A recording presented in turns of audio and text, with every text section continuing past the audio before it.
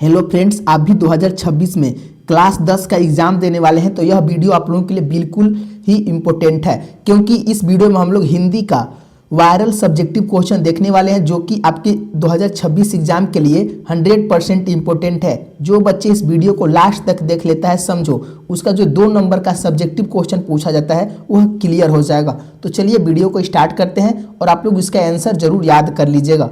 पहला क्वेश्चन देखिए क्या कह रहा है। कह रहा है कि लेखक किस विडंबना की बात करते हैं और विडंबना का स्वरूप क्या है।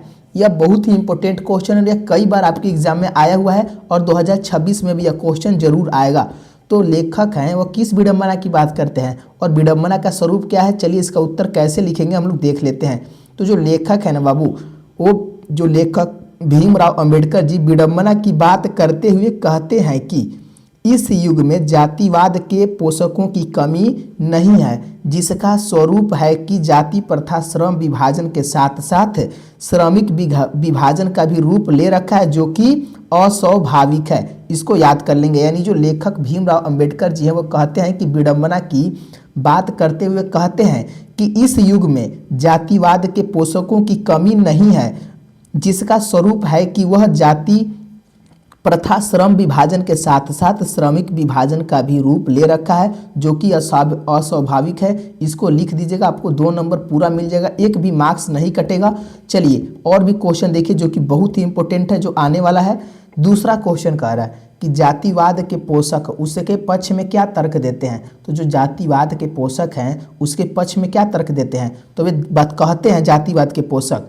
तो जातिवाद के पोषक तर्क देते हैं कि जो आधुनिक सभ्य समाज है इसमें कार्य कुशलता के लिए श्रम विभाजन आवश्यक मानता है और जाति प्रथा श्रम विभाजन का ही रूप है, इसलिए इसमें कोई बुराई नहीं है। यानी जो जातिवाद के पोषक है वे कहते हैं कि जो आधुनिक समाज है, यानी जो आधुनिक समाज है वह किसे आवश्यक मानता है, तो कार्य कुशलता को आवश्यक मानता है, और जो कार्य कुशलता है वह श्रम विभाजन का आवश्यक मानता है, और जो जाति प्रथा है वह श्रम विभाजन का ही रूप है, इसलिए इसमें कोई बुराई नहीं है। ये कौन कहते हैं, तो जातिवाद के पोषक में जो तर्क देते हैं वही लोग कहते हैं। तो उम्मीद होगा कि अभी क्वेश्चन समझ गए होंगे। और एक बात ध्यान रखेंगे बाबू, अभी तक वीडियो को लाइक नहीं किए हैं तो एक बार आप लोग जल्दी से वीडियो को लाइक कर लीजिए, और अगर नए हैं तो चैनल को जरूर सब्सक्राइब कर लेंगे, ताकि आपके नेक्स्ट वीडियो में इसका ऑब्जेक्टिव वायरल ऑब्जेक्टिव क्वेश्चन जो 2026 में आने वाला है और इम्पोर्टेंट सब्जेक्टिव क्वेश्चन जो कि 100% लड़ने वाला, ये भी बहुत ही इंपॉर्टेंट है बाबू, इसको ध्यान रखेंगे।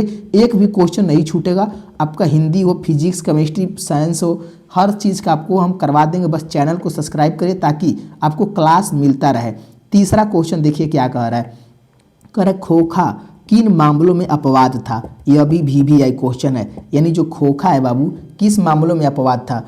इसका उत्तर कैसे लिखेगा, उत्तर लिखेगा कि सेन साहब एक अमीर आदमी थे, खोखा उनके बुढ़ापे की आंखों का तारा था, इसलिए मिसेज सेन ने उसे काफ़ी छूट दे रखी थी। खोखा जीवन के नियम का जैसे अपवाद था और इसलिए यह भी स्वाभाविक था कि वह घर के नियमों का भी अपवाद था। यानी खोखा किन मामलों में अपवाद था, तो देखिए बाबू खोखा जो सेन साहब है ना, एक अमीर व्यक्ति थे, एक अमीर आदमी थे, खोखा उनके ही लड़का था और खोखा उनके बुढ़ापे की आंख का तारा था, इसलिए जो मिसेज सेन है उन्हें काफ़ी छूट दे रखे थे, वो अपने लड़के को काफ़ी छूट दे रखी थी, इसलिए जो खोखा है वह जीवन के नियमों का जैसा अपवाद था और इसलिए वह घर के नियम का भी अपवाद था।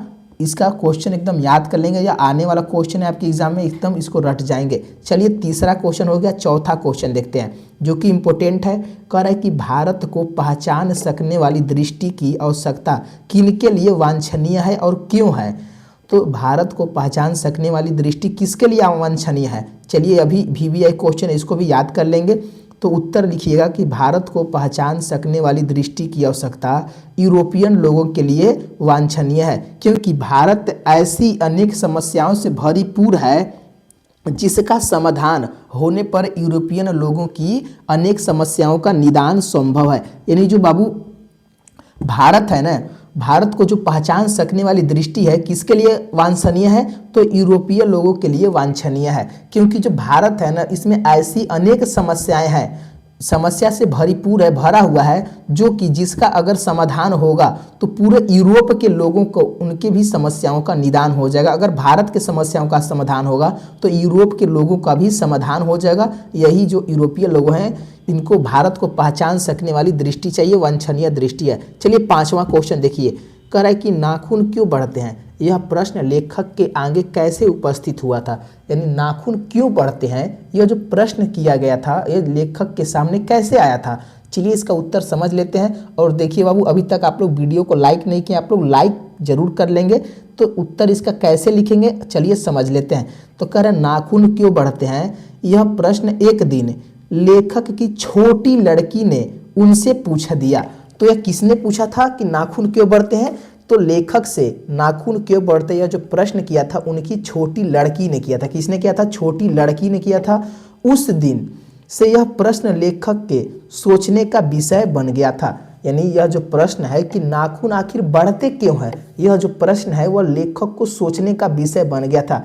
यानी इसलिए इसको याद कर लेंगे कि नाखून क्यों बढ़ते हैं, प्रश्न किसने पूछा था, तो नाखून क्यों बढ़ते हैं। यह जो प्रश्न एक दिन लेखक की छोटी लड़की ने उनसे पूछ दिया और उस दिन से यह प्रश्न जो है लेखक के सोचने का विषय बन गया था। यह बहुत ही इंपॉर्टेंट है। जो भी हम क्वेश्चन आपको बताए हैं बाबू, एकदम इसको याद कर लेंगे क्योंकि यह बहुत ही इंपॉर्टेंट है। और चैनल को जरूर सब्सक्राइब कर लेंगे ताकि जो नेक्स्ट वीडियो आने वाला है सब्जेक्टिव और हिंदी का, चाहे साइंस का, मैथ का ऑब्जेक्टिव क्वेश्चन लाने वाले हैं, वो सब आपको मिल जाएगा। अगर आपको एग्जाम में अच्छा मार्क्स लाना है बाबू तो जरूर वीडियो को लाइक और चैनल को सब्सक्राइब करिए ताकि रोज वीडियो मिलता रहे। धन्यवाद दोस्तों। क्लास कैसा लगा कमेंट में जरूर बताएंगे।